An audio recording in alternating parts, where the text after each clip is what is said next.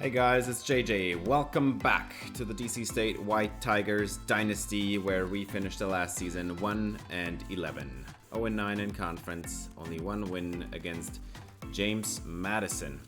So, not a great season at all, but I'm very hopeful for next year. We're going to get into the off season, where we are also going to see training results, and that's the thing I'm going to be betting on. I feel like we have a bunch of players that are due for crazy upgrades, but we'll see. First up, we're gonna start by firing coordinators. Howie Brooks and Jake Keys are gonna be gone. I'm still looking for coordinators with Pipeline, Tidewater, and or the respective schemes, spread option and 4-3 multiple. We haven't really had that so far, so we'll see. First sim is a commit. Leati Vitale, our one of 3 receivers we're targeting this year. We already got one. This is the second one. There's one more on the board. And we also get to find out all the awards. First up, Heisman winning quarterback is Christopher Vezina with 44 touchdowns, 11 picks. He's going to get drafted to the NFL. And we have a couple more the coordinators here with Tidewater Pipeline here for Clint Hochstein with a spread scheme, so that would be close enough. Would be very interested in hiring him. And then Lee Castillo, Central Florida, is not really going to help us, but at least he has a 4-3 defensive scheme, so let's try that. Player of the year is Christopher Vezina, and yeah, Clemson also did go on to the playoffs with him. We have the best head coach going to Middle Tennessee. Head coach John Booker. That's a weird thing. Best quarterback goes also to Christopher Vezina. We have Lanoris Sellers and Eli, what's his name? Holstein in second and third. Best defensive player of the year. Bunch of players here for Clemson for defensive backs. We have best running back goes to Oklahoma, Caleb Hicks. But yeah, talking about these awards is a little bit sad because we didn't have anybody this year. When we finished out season 1, we at least had Frederick Grossman as tight end of the year. And yeah, with 1,600 receiving yards, that was pretty crazy. But this year we didn't really win anything. Not even punter of the year, which would have been great. But I feel like next season there is a chance for us to get a lot of players into the 80s for overall and be able to compete in the Big Ten, hopefully. We'll see. But yeah, let's look at the All-Americans. Again, this time for the national first and second teams, there is not going to be anybody on these All-American lists. A bunch of players from Miami, North Texas has a couple, and let's check the second team. Eli Holstein gets the quarterback honor there, and a few receivers down the board. From completely forgot what I wanted to say, but as you can see, we got nobody here for the National All-Americans. That might change when we skip over to the Big Ten All-Americans, but for freshmen, we didn't really have anybody this year. Ohio State had Alejandro Villa, which is a player we played against. He had a pretty good game against us. And there is a few more players that I recognize names of that we played against maybe or something, but not on the national level. And for the Big Ten, we have Cole LaCrue for Wisconsin is the quarterback of the year. We played against him. We had Kenyon Ream from Washington. We played against him. Eric Stacy from Ohio State. Rashid Williams, also Washington. Dustin Dalton from Ohio. We played against all these players. And for the defense, we played against AJ Fuimaono. He had a good game against us. And then I don't really recognize the rest of the names on the board there. Let's check the second team. And we have Lincoln Keenholz, who also played a good game against us. They absolutely had a beatdown against us. And yeah, you can completely disregard that left tackle. He was still from the Cupcake roster. I don't know how he got that good, but he did get the honor this year. He's just he doesn't really count for the franchise or Dynasty, I guess. And for freshmen, we didn't really have many freshmen playing this year, but Alejandro Villa obviously makes it again. Mike Vickerson makes it. That kid is crazy good. A bunch of Michigan player on the O-line. Surprise, surprise. A bunch of Oregon DBs and linebackers and edge rushers. And yeah. And then, for some reason, we get both kicker and punter for freshman All-Americans in the Big Ten. So, kicker and punter. That's a good start, I guess. But yeah. We are here at early signing day. And we're gonna check out the dev traits now. Vilain has normal dev. He's just a quarterback I wanted to get on the team just to have one more. I want to recruit a quarterback every year. Might not be a great one every year. Impact dev for Jason Stanford. And Gage Hawker, the receiver, gets star dev. Leati Vitale gets normal dev. That's the third receiver I still want to get. Garrett Wolf. Then George Stingley, the tight end, gets impact dev. Terrence Grimes gets normal dev. Joel Woods, left tackle, gets impact dev. Matt Knighton, left tackle, gets normal dev. We got a right tackle here. Deion Trimble has also normal. We got a guard in Cone, normal. And then a guard in Greg Steven, who has star dev. Mac Hawkins gets impact. Woodrow gets impact. Zeman gets impact. That's a 4-star, by the way. He has only impact dev. That's a little bit disappointing. An edge rusher with impact. A couple more edge rushers I still want to get. Lane Knox has normal dev. Ryan Landry has normal dev. And then Clifton Bernhardt has impact. Now another 4-star player, Willie Pounds. He has star dev. So at least he has star dev. If our edge rusher can't get it. And then Marquez Emery has impact, sadly, only as a 4-star player. And then Nate Square has also star. So we didn't get anybody with elite, but bunch of impacts and a few stars. That's not bad, I guess. And then we lost out on both of those coordinators from the first round, so let's try another couple. We have Cesar Genis from the Big Apple with a spread scheme, and then Larry Marler from Kentucky with a base 4-3 scheme.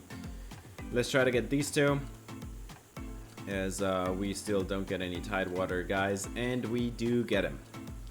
So, Big Apple and Kentucky, well, doesn't really help us right now, but we do anticipate to get the Pennsylvania pipeline next year, so we might be able to recruit in the Big Apple next year. But we'll see. Let's go over stats. Wade Scioli has 2,336 yards, 16 touchdowns, 11 picks, 52% completion percentage. That is not great. Nobody else got any production worth mentioning, but Wade Scioli is definitely our best quarterback on the roster if you just look at the ratings. We had a running back, Spencer Maryland, here, make it to 880 yards, 6 touchdowns. Garrison had 0. Greg Schott had also 0. As Garrison, by the way, had over 4 yards a carry. I feel like that is a little bit inflated by the fact that Spencer Maryland usually was hurt by the fourth quarter, or like his wear and tear was bringing him or getting him out of games. And then Garrison got all the garbage yardage in the fourth quarters. That kind of might be the deciding factor there, but I will definitely give Garrison the ball more to start season 3. For receivers, we have Grossman still lead the team, even though he had a bunch of drops. 652 yards, 2 touchdowns. And then we had Doug Berry, 608 yards, 7 touchdowns. So he is our best pass catcher, just like best hands on the team, but he has only 82 speed. So that's why he has below 10 yards per reception. And then we have Isaac Waller, 459 and 2 scores. He's a solid outside receiver with 86 speed. Mitch Boschetti, 89 speed. So he's our best athlete in the receiving room this season. He had a couple touchdowns, and then down the list, just a few more players that didn't really have an impact. But yeah, our receiver core is definitely the weakness of this team, along with the offensive line. And this is not the way I want to run a team. But recruits from this year, we didn't really get anybody impactful from like O linemen or receivers either. So we're still gonna be having that as a problem next year.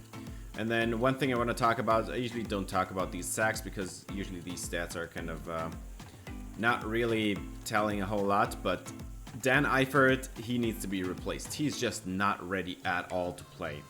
He was a true freshman playing, and you saw it. Everybody could see it.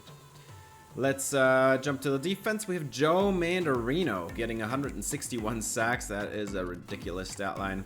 112 tackles, not sacks, tackles. Xiao got also over 100 tackles, and then 17 TFLs for Eric Schulters, 14 for Cordale Newcomb. Even though he's not even a real like run stopper, he still got a lot of TFLs. And then David Gavazza also got 11. For sacks, it's Eric Schulters, the senior, the only senior we have this year, 7.5 sacks. Cordale Newcomb got 4.5 in his true freshman season. We got Moffitt with 4.5 sacks, which is crazy. Nizialek got 3.5. Gavazza got 2.5. Dozier got 2. So like the entire defensive line got a few sacks, and then a couple linebackers and DBs also got a little bit production here and there. But it's all nothing special. Let's jump to interceptions. We did not have a lot. Isaac York got 2, Lane Van Ness got 2. Both of these players at the back end are hopefully starters for the future that we can count on, that develop this year. I expect big jumps from both of them. And then Schulters got a pick, which is crazy as an edge rusher. And yeah, Trey Von Melvin was the other one, and he returned it for a touchdown, 105 interception return yards. We did not get a single forced fumble, however, so that's really bad.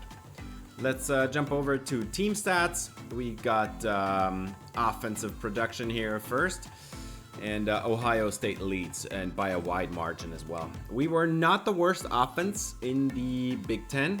UCLA was even worse, but it was still not great at all. We didn't even get to 2,500 passing yards, so that is pretty awful. We did run it a lot this year with Spencer Maryland. That was kind of the thing through the middle of the season. Just run it 40, 45 times a game. And that did work a little bit, but we didn't really, we still didn't win any games. So that's why we didn't really have a great passing offense, or the volume is just not there. The volume is there, however, for rushing yardage toward the top of the Big Ten there. 4 points per game, we are dead last, and that needs to change. We definitely need to create more offensive yardage and therefore points and touchdowns and field goals. We also had the least passing touchdowns in the league, which is not surprising because we had, that is also pretty awful. 6 rushing touchdowns. We just had generally the lowest amount of touchdowns in the entire league. Nobody else was even close. And then for some reason we had the most first downs. I mean, for some reason it's not that surprising. It's just you have a lot of first downs if you just run the ball all the time. That it's just gonna get you one first down after another, but you're never gonna get the deep touchdowns. So that's why this number of first downs is so unbelievably high. And then for defense, we had actually not a horrible defense. That is pretty good. But also, if your offense doesn't produce, then teams are just going to run the ball in the second half and not produce as many points as they could if it were a shootout.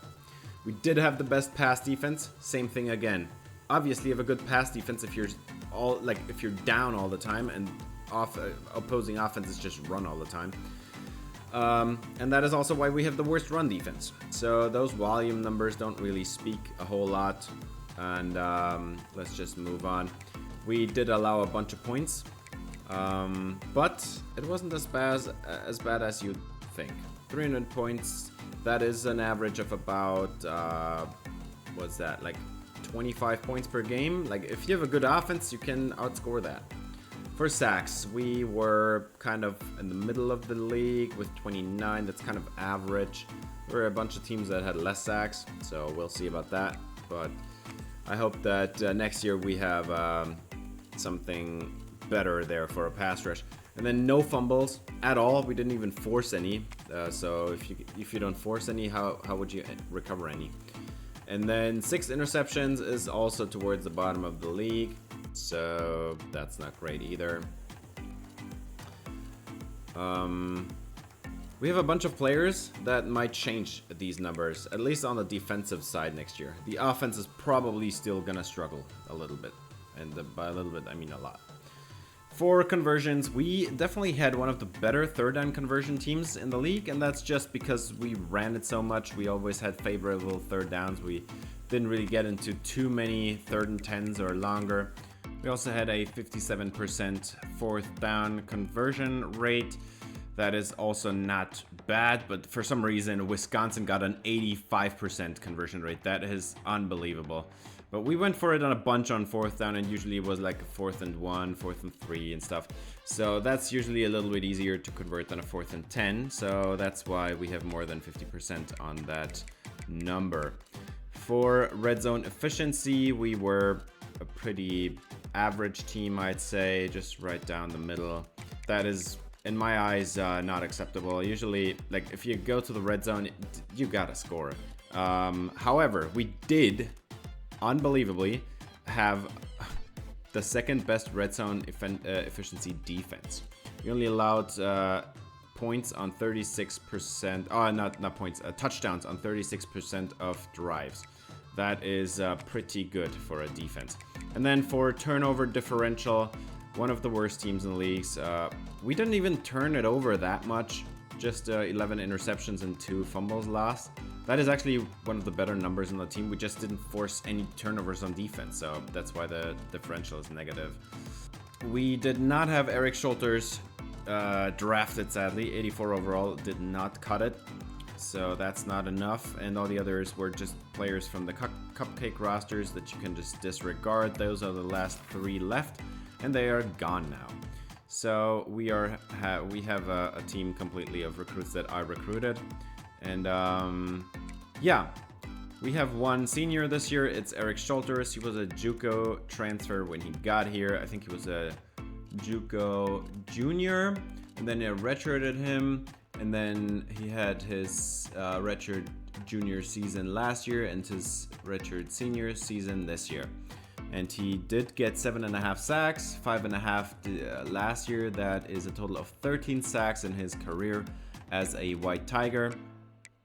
And yeah, he was a really interesting player because he's only 6 feet 211. That is very light, way too light for an edge rusher usually. But for some reason, he had 83 power moves and 80 finesse moves in the end.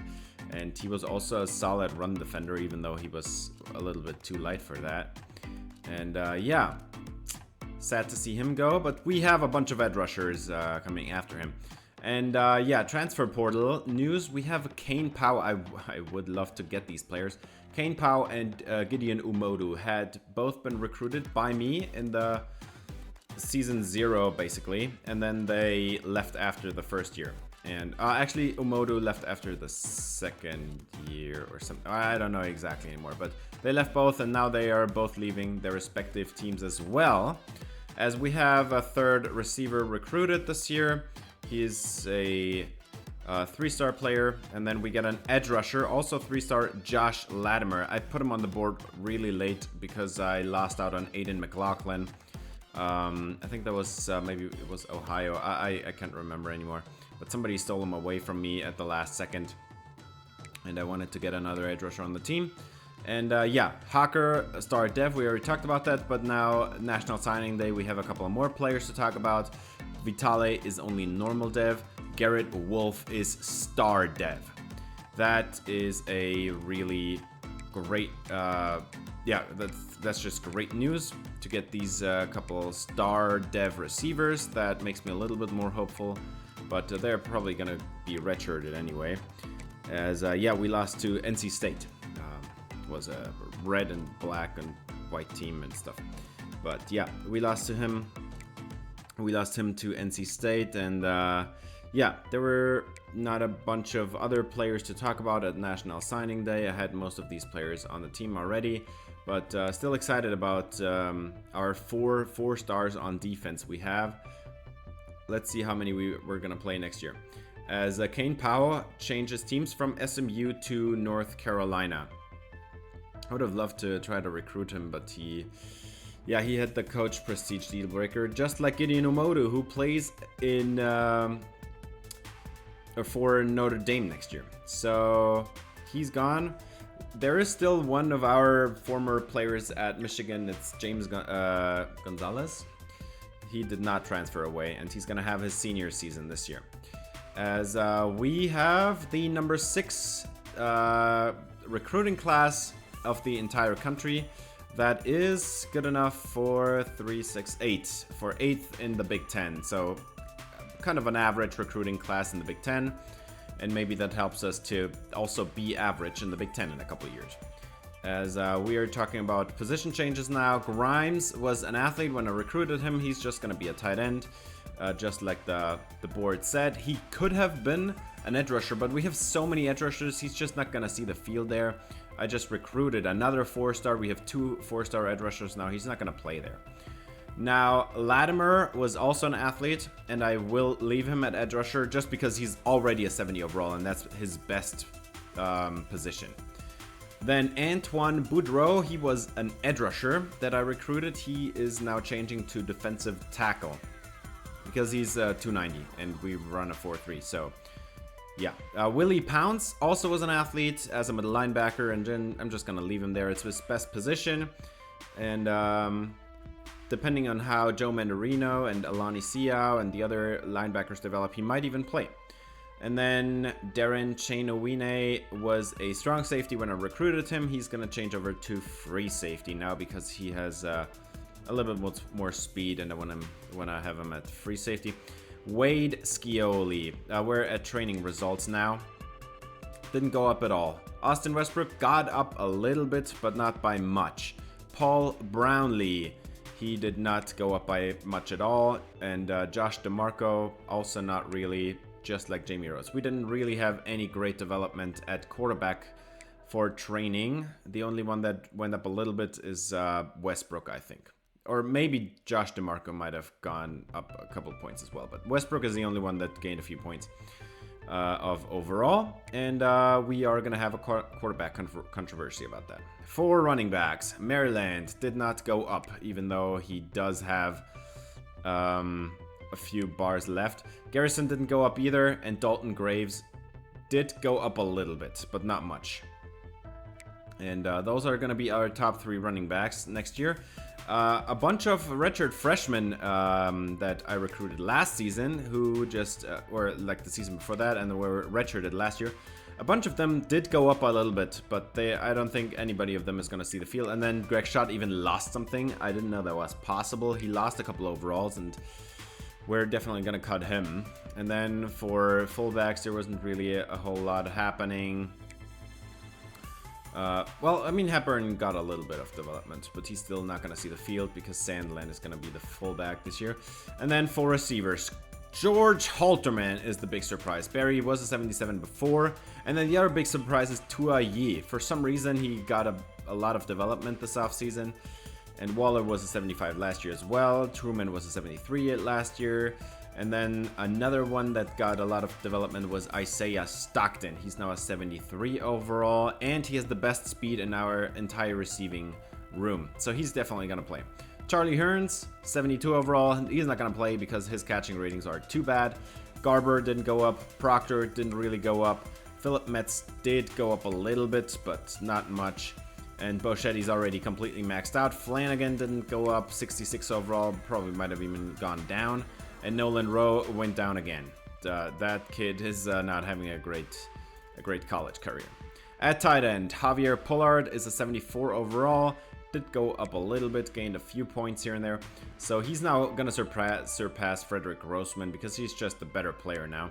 And then Huckabee and Banks both got up a little bit, but I don't feel like those two are going to have a huge impact next year. Left tackle, Jason Thompson. He was a JUCO that was redshirted last year. He did get up a little bit, I think by 3 points or something, but not much. And then Dan Eifert is still as bad as last year, didn't gain any dev. Mayo, he went up by a lot. 77 overall, is going to be overtaking Jason Moreland because Moreland didn't get any dev. And Moreland is gonna be looking for a bench spot maybe now. But yeah, Andy Mayo is a huge surprise. He got really good. Mike Meeks, he also jumped up by 8 overall. He's now our best player on the entire roster at 87 overall. And also look at those pass block ratings on the right side, 85, 89, and there is a 90 in there as well. And yeah, Jake Gammon didn't really go up, and Shakir Parkey went up by 5 overall. So that's also a little bit of gain.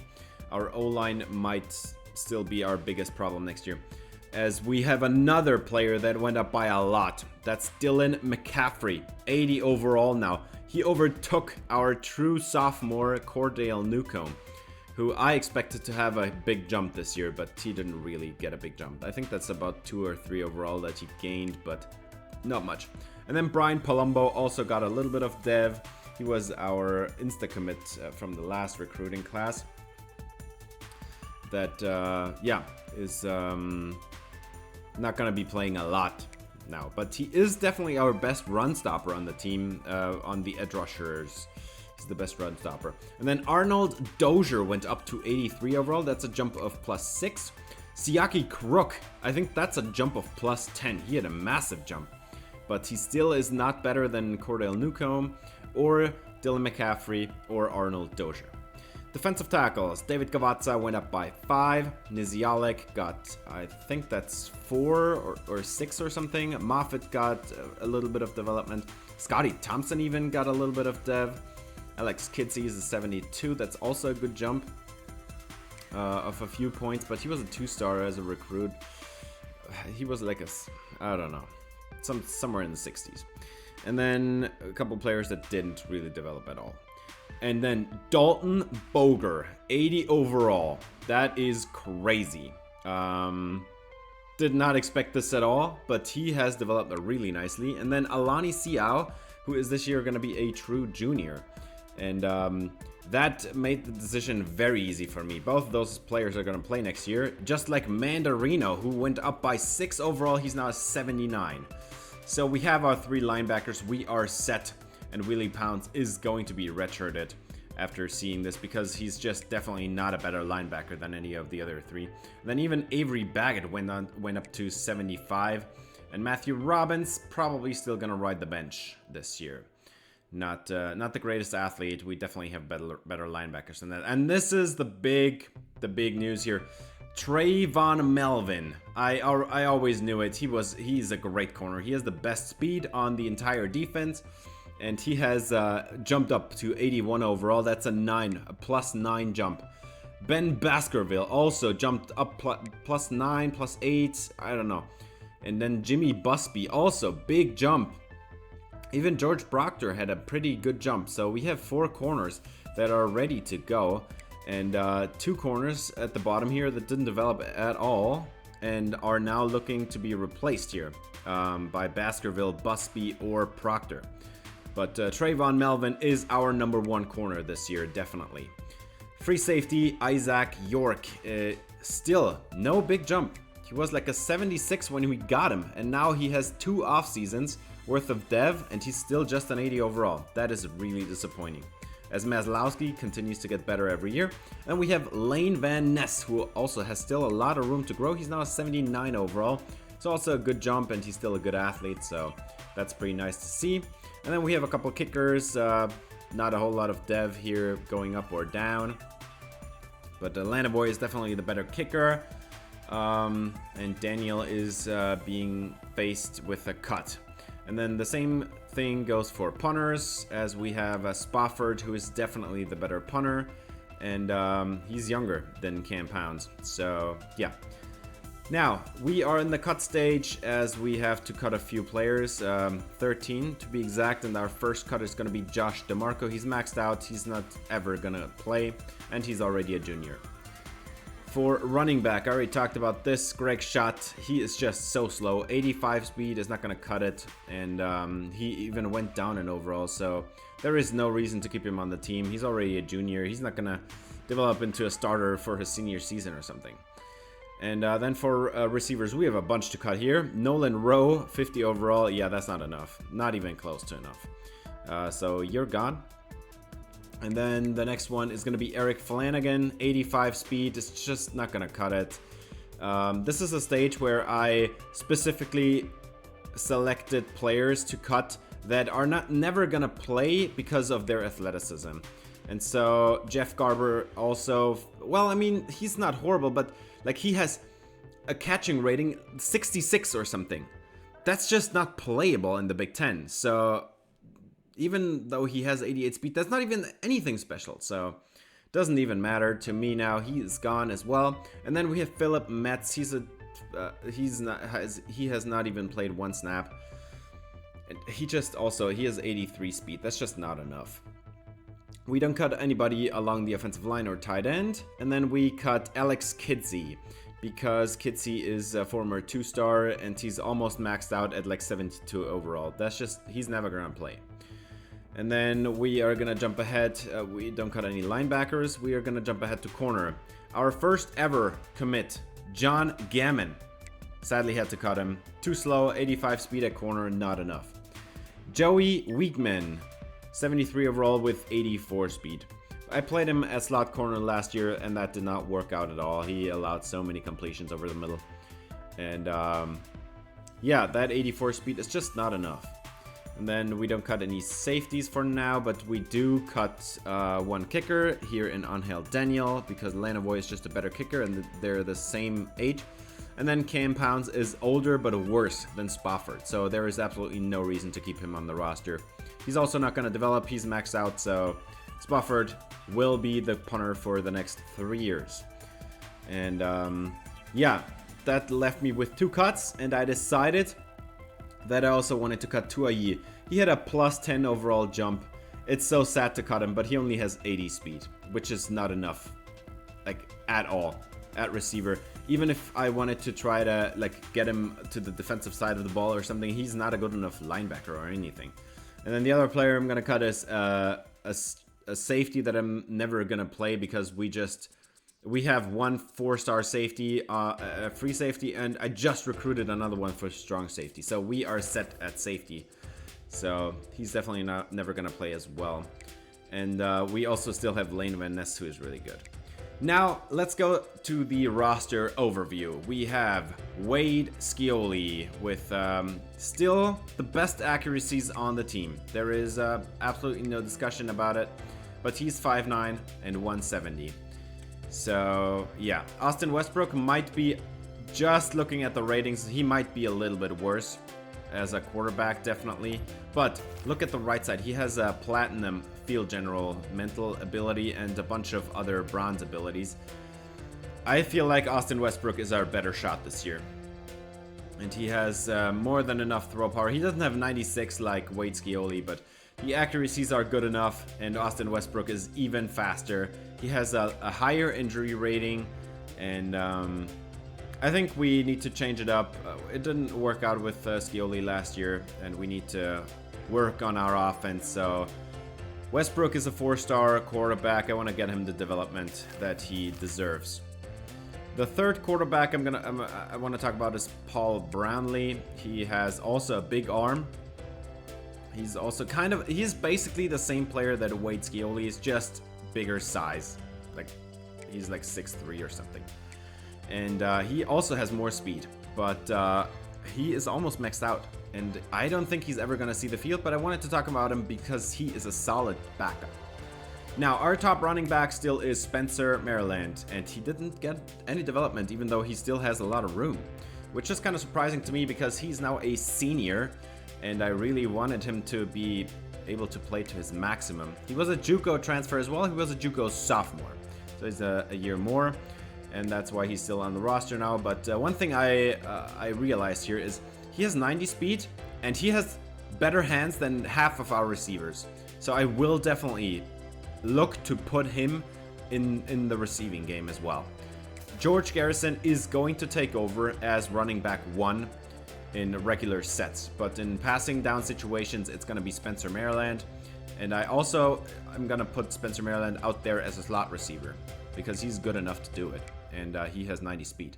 George Garrison is our best power back, and Dalton Graves is almost the exact same player, an inch shorter, and he has a little bit worse ratings for the power back role, but we will definitely see him on the field as well. He's good enough to play, and it's just his ratings are a little bit worse than George Garrison, so we will see Garrison more, but Graves will be like the rotational power back. And then Maryland is going to be the receiving back, and we're going to have a running back by committee. Fullback is going to be Tyquan Sandland. There is nothing special to talk about here. He's not going to develop. He's maxed out at 75 overall. If Hepburn overtakes him next offseason in training, I will look to cut him because he's already getting up there as well, and with no dev possible, there's just no reason to keep him on the team if we have a better option next year. Doug Berry is on paper our best receiver, but he still has the 82 speed, and the only reason I didn't cut him is because look at those hands. Hang on. Now look at those hands. 85 catchings, 92 spec catch, 87 catch in traffic is still by far the best hands on the team. We will still see him on the field. I'm not a fan of those of that 82 speed, but we have more receiving options now, and the speed difference is just, the other receivers' hands are not as great, but it's not that big a gap that I would say, okay, Doug Berry is by far the better receiver even though he has only 82 speed. No, that's not happening anymore. George Halterman is going to be our number 1 on the outside. He has 94 release, 88 short route running. That's a really good start. His hands need a lot of work, but he is also one of our better athletes at the receiver position, and this kid is 6'5". 6'5" with 89 speed. Good enough for me. No complaints. Isaac Waller is going to be our number 2 outside receiver. He has not as much speed, but he is a more reliable pass catcher, and he also knows how to get off the line. 88 release is pretty good, and his route runnings are not horrible. He has pretty solid hands, definitely better than Halterman, so we will definitely see a lot of Isaac Waller this year again. But he does not have the greatest speed. He has only 86 and 85 acceleration, so just trying to get a possession receiver out of him. And this is going to be our number 1 slot receiver, Isaiah Stockton. You're going to see why in a second. He's not a great route runner, which usually is something that you want for the slot, but he has pretty good catching ratings, and he's only 5'8", so I'm definitely not going to play him on the outside. He's also slow to get off the line, but he has 93 speed, so as a slot receiver, we're also going to throw him a bubble here and there, just to get his speed on the field. And then for tight end, we have Javier Pollard, who with this offseason training has now overtaken Frederick Grossman. He is definitely the better pass catcher and the better route runner, and oh my god, 90 run block for Javier Pollard. That is such a deciding factor here, because he's not the better athlete against Frederick Grossman. It's just, he is just so much better at blocking. And then speaking of blocking, we got a 4-star blocking tight end last year. I didn't really pay attention to that. I thought it was just a regular tight end.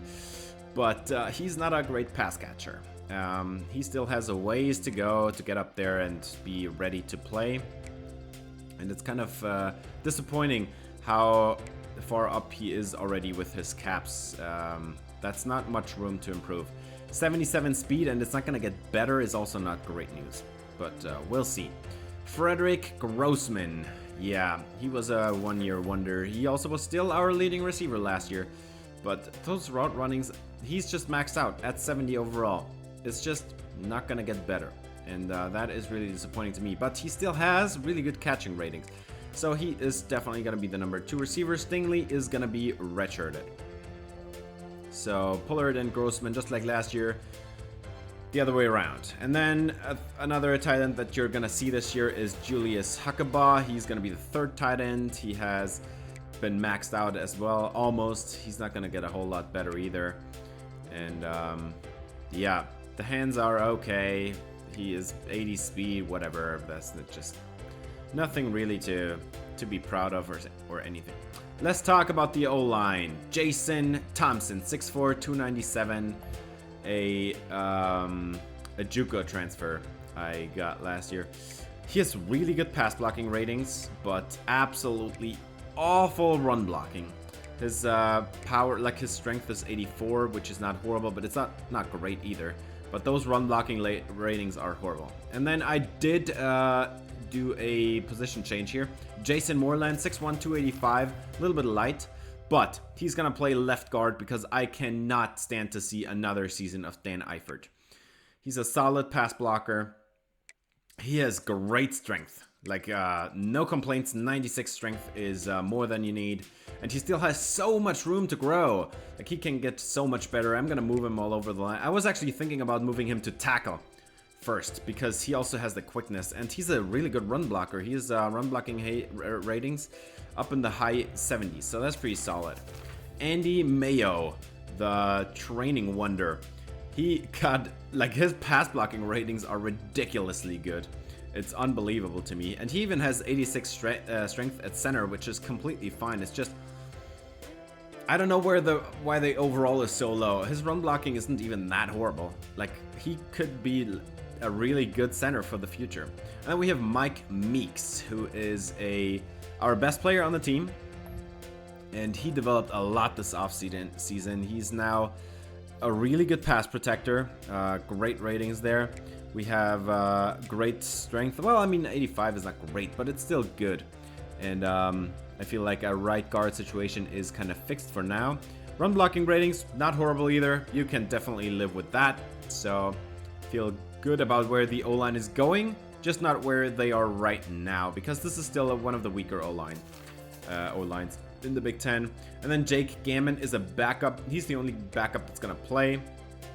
I'm not gonna dive into all the true freshmen, because there is just nobody really special, but Jake Gammon has 92 strength. He can pass protect a little bit. His run blocking is okay. If there is an injury, he's the sixth man. And yeah, right tackle is going to be Shakir Parkey, 6'5", 296 out of Alexandria. He played last year at right tackle, and it was not great. He went up by about 5 or 6 overall in training. Just nothing special. 84 strength, solid run blocker, okay pass blocking. Nothing to really talk about, but both our tackle spots do look pretty bad. Let's move on to the defense. This is the good news. We have Cordale Newcomb. He did not develop a whole lot, but he looked. I already had a little bit practice round. He looked unbelievable. 86 strength, 80 power moves. He's also solid run stopper. He still has a bunch of room to grow, and then 65 finesse moves is not great. I'll give you that. But just the pure athleticism of a 4-star edge rusher. It's just, you can see it when you play. He is just too good. And then Josh Latimer. I wanted to talk about him. He's going to be redshirted this year. He was just a 3-star from last year, and I put him on the board in the middle of the offseason. But he has lots of room to grow. He has 79 power moves right off the bat. His run stopping should get a little better before he hits the field. But even 72 finesse moves, like his pass rushing is fine, and he's a pretty good athlete. So that's going to be a solid backup for the next few years. And then we have Brian Palumbo, an insta commit from a couple of years ago. And yeah, I don't feel great about his chances to be a great player for us. But he has one thing that nobody else has, and that is really good run stopping ability. And by really good, I mean he's the only run stopper or defensive line player that has solid run stopping on the entire team. So he will play in 4-3 base, even though he's only a 69 overall. And then on the other side, Arnold Dozier, 83 overall, almost maxed out. He has 82 power moves. He has 81 strength. That 63 block shedding does not look great, so he's not going to be on the field for 4-3 base snaps.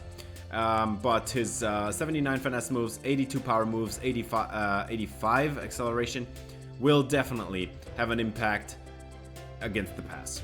And then another player that made a massive leap in training was Siaki Crook, 79 overall. He has 79 power moves. He has 84 strength. And those finesse moves, 73. Doesn't look too bad either, but he, again, 64 block shedding. Along the D-line, we just don't have great run stoppers, and that's why Brian Palumbo is going to play, definitely, because he has block shedding in the 70s. And then Mitchell Zeman is going to be redshirted this year. He's definitely not a better pass rusher than the other guys that I just showed you, but I have high hopes for him. Look at those caps. It's so unrestricted. He's going to be so good. And yeah, I know that 84 block shedding is... I should play him, but I don't want to because I want that extra year. He's going to be so good. It's going to be unbelievable. He's just not a great pass rusher right now, and I don't want a completely, incapable pass rusher on the field. So I will redshirt him, but if it's really bad with the run defense, I might play him still. We'll see. David Gavazza, our top defensive tackles, is 85 finesse moves, 76 power moves. His solid strength, mid-80s is fine. His block shedding, not great. It's in the 60s. But he has 84 acceleration, which for a defensive tackle is pretty good. And then Dylan McCaffrey, who had a great development of training in the offseason. I moved him to defensive tackle because he's not going to play on the edge. And he's almost 290. So he's a little bit too heavy to do that. But he has 79 power moves, solid strength, and... actually, he does have some run stopping. He has the highest block shedding on the team apart from Mitchell Zeman. So he is playing in 4-3 base, but he's not a great pass rusher. So he's gonna be out on pass rush downs. And in comes Steven Nizialek, who has 82 power moves, 82 finesse moves, 88 strength. That kid can rush the passer. Makes me pretty excited. The sad thing is, he's only a 75 overall, and he's kind of capped out. But his run defense can get a little better at least, so that's not horrible, I guess. But pretty excited about these defensive tackles this year. Trevor Moffitt. He had actually a few sacks this year, but I don't know how to put him on the field because he's just not a better player than the others. He just has a lot more room to grow, and if he fulfills that, I'm happy to put him back out onto the field, but he doesn't have any power moves at all. The only thing he has is 94 strength and 82 finesse moves. His run stopping ability is awful, and I don't want such an awful run stopper on the team, so Moffitt is not going to see the field a lot this year. Let's move on to linebackers. We have Alani Siao, 82 zone coverage maxed out. Great awareness and play rec. He can rush the passer. That's pretty good. And his run stopping ability is not awful. He's a pretty average athlete though. And then Joe Mandarino, middle linebacker, former 4-star. He is going to play a bunch. He is our number one linebacker on this team. And look at this run stopping ability. Look at just his overall athleticism. He even can rush the passer. He has 84 finesse moves, and then he has 85 zone coverage. I would convert him into an edge rusher if he hadn't had that great speed as well. 89 speed, 92 acceleration, and 85 zone coverage. That kid is going to fly all over the field, which makes Willie Pounds a redshirt this year. He's a great prospect, but he is not going to play this year. Also, he kind of has very restrictive caps, it feels like. Or like most of his bars are already filled. That makes it a little bit disappointing, but he's a really good run stopper. And his pass coverage is not horrible, and he's also really good athleticism. So we'll definitely see him next year. I feel like in the offseason, if he develops into a 79-80 overall, that's fine. No worries. Dalton Boger. For some reason, he lost 5 overall when I changed his position from left outside linebacker to right outside linebacker. But he is also going to play, and that zone coverage is pretty good. He's also a really good athlete. He has even more speed. He has 91 speed. That's even more than Joe Mandarino and Willie Pounds. And then let's move on to corner. We have Trayvon Melvin. 6'1", 193. He has star dev, and he is going to be a star. He is now an 82 overall. He has 79 man coverage. He's 80 catching. And his zone coverage, good enough, 73. Not going to complain. But he has the best athleticism of all the players on the team except one other corner. He has 94 speed. I don't think we have any other player that is this fast apart from another corner that we're going to talk about in a second. But now Ben Baskerville. He's going to be the number 2 on the outside with Trayvon Melvin. Those are our outside corners. He has 78 man coverage, 79 catching. His run stopping ability is just as weak as Trayvon Melvin's. 74 zone coverage is fine enough, and he has enough speed for me to say, okay, this is good enough to play in the Big Ten. 90 speed is not great, but it's also it's average. If there's a 96 speed receiver, yeah, we're gonna lose anyway, but that's good enough. And then the other receiver that I was contemplating playing is Jimmy Busby, but he has not enough athleticism. He's looks actually pretty similar to the other 2 corners. I think we have 3 clones at corner there. The only difference is the athleticism. While Trayvon Melvin has great athleticism and Baskerville has okay athleticism, Busby has a little bit less. 89 speed, 87 acceleration is not great. Marquez Emery, I will play him. He is going to be the slot in season 1. He's going to play as a true freshman. He's going to play probably 600-700 snaps, and he's very raw. I can't admit that, but this is the best athlete we have on the team. 97 speed, and I want that speed on the field. I do not want to risk another season of Weigman and Gammon giving up yardage over and over again. I want that speed on the field. It doesn't matter to me. He has bad zone coverage. Doesn't matter. He's just so fast he can make it up. Isaac York. Another disappointing offseason for him, but he has the house call platinum ability now, by the way. Still an okay zone cover corner, but he has great hands and still 97 hit power, which last year was not on display at all. That is really disappointing. We'll see what's happening this year, but I hope that his 90 speed and his hands and his hit power is going to show up this year. Backup safety is going to be Rob Maslowski, who has solid enough coverage, I guess. Not great, but he would also be an option for the slot if Emery is not ready. 88 speeds, it's a little bit less than you want, but for a backup, that's fine. And then we have Lane Van Ness, another star dev corner safety or DB, I guess. He has almost no caps. He has still so much room to grow, and he's a 79 overall, and those coverage ratings are not bad. And 89 speed at safety, that's fine with me. So you see, we already have 2 starting corners. That's why Nate Square will be redshirted this year. He's not going to see the field, and he also does not have the deal breaker playing time like Emery does. Emery has the deal breaker. That's also a reason I want to play him, because I don't want to lose him after the first year. Square, however, is going to be sitting on the bench. He does have good coverage ability right off the bat, but there is no need to put him on the field just like for 5 snaps every game. That's just not worth it. I want to rather have the redshirt season, and then maybe next year he gets a big boost, and we'll see from there. And then let's talk about our specialist, Donald Lanovoy. Didn't really develop a lot. He still has a little bit to grow on kick power, a little bit of room. His accuracy is maxed out though, and yeah, not gonna run any specials with him. He does not have the accuracies or the throw power. Dylan Spofford, he has as well 84 kick accuracy, just like our kicker, and he also has a little bit of room to grow for kick power. So yeah, those 2 players are fine. That's good enough. And he actually has a half solid arm. 59 throw power is not bad. Let's check out the schedule. This is pretty exciting. We're going to start off against Navy. We're going to play at home at the Potomac River Stadium.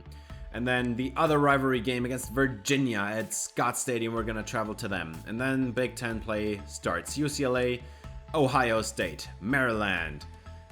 Those are 3 tough games. And then we're going to play Iowa, Oregon, and those are also 2 tough games. And then Minnesota and Illinois are 2 teams we can beat. Then I decided we're going to play Notre Dame because Gideon Omodu is actually the starting strong safety there. We're going to see him. He's going to come to the Potomac River Stadium. And then the weakest team on our schedule is probably Purdue. And then to finish it out, Penn State, we're probably going to get blown out. But that's going to be the schedule. And of course, if you enjoyed this video, I would appreciate it if you gave it a thumbs up, subscribe, ring the bell for notifications. And yeah, really excited about this season. We have a pretty solid defense this year, but the O-line and the receiving core are still have me worried. The thing is, our personnel on offense dictates we run the ball, but our O-line is so bad at run blocking, it doesn't make any sense. But if we try to pass, we do have a solid pass blocking O-line, but we don't have any receivers. So that's what I'll be working in recruiting this year. And that's gonna do it. Thanks for watching. If you enjoyed, please leave a like and subscribe for more White Tigers Dynasty. See you in the next episode. Until then, have a great day.